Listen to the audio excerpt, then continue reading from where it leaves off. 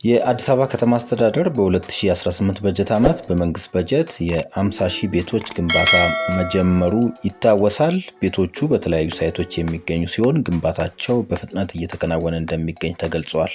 በመንግስት በጀት የሚገነቡትን ጨምሮ በተለያዩ የቤት ሞዳሊቲዎች እየተገነቡ የሚገኙ የመኖሪያ ቤቶች ቁጥር 100,000 ደርሷል።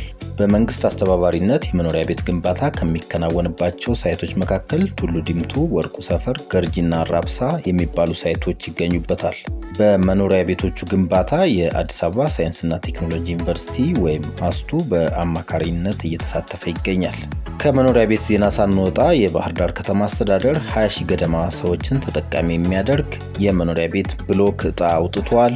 የከተማ አስተዳደሩ ህጋዊ መስፈርቶችን ላሟሉ ለመኖሪያ ቤት ህብረት ስራ ማህበራት በተለያዩ ሳይቶች የተዘጋጁ የቤት መስሪያ ቦታ ዕጣ የማውጣት ስነ ስርዓት ነሐሴ 7 ቀን 2018 ዓ.ም አካሂደዋል። ዕጣው የወጣላቸው 901 ማህበራት ስር የተደራጁ 19698 አባላት ተጠቃሚ ይሆናሉ ተብሏል።